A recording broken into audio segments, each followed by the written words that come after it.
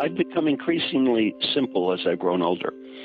As I've grown older, I realize that my mission is not to help people learn.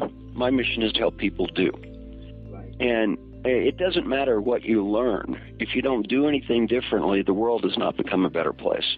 Right. And as I've grown older, my aspirations have become lower and lower and lower, and my impact has gone higher and higher and higher. Because instead of lofty aspirations about changing the world and huge companies and everybody in the world is going to be different because of the ever so lovely me, my aspirations have become much more practical. On the other hand, my impact is much greater because now I'm really helping real people in the real world. And I think that's what's important. One inspiration for everybody on this is Mother Teresa. When she was asked, how did you end up helping 50,000 people? Her answer was, one at a time. Right. Marshall, you work with the most senior people in big companies around the world. And a number of people listening to this interview will be mid-level managers in organizations. And they'll be going, Marshall, it's all very well for you to be talking about how do you get senior leaders to do more great work. But, I'm stuck in the middle of an enormous organization. How do I get more great work into my life? What could you offer up to somebody in that situation? Well, let me give you a couple of suggestions. The first one is one that sounds intuitively obvious, but a huge number of people in middle management never get it.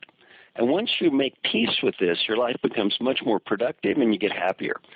The insight is every decision in the world is made by the person who has the power to make that decision. Make peace with that. Not the right person or the smartest person or the best person. It's made by that person.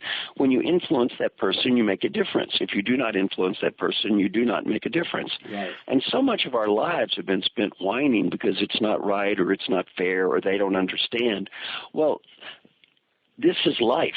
Yeah. And once you make peace with your mission in life is to create a positive difference, not to prove how smart you are or to be right or to be better than everyone, then you really can get a lot more done, and you also become happier because you're much better at accepting what you can change and letting go of what you cannot change. Right. By the way, ultimately, I've done sessions with people who are ready to retire and looking at the next phase of life, and we've discussed, what matters.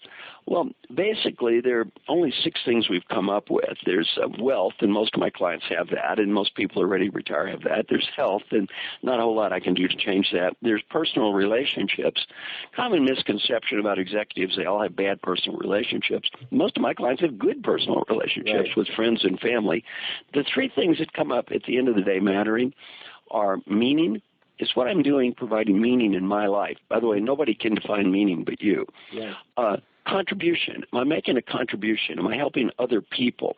Am I doing something that's creating to a larger goal? And then the final one is happiness. Right. Am I happy in what I'm doing? If you achieve happiness, meaning, and contribution, at the end of the day, you won. If you don't, you lost. And that's about it. Hey, it's MBS here. My newsletter is The Works with MBS. Every week I take a key tool, insight, metaphor, and make it an essential distillation so that you can unlock your greatness. If that sounds interesting, sign up at mbs.works.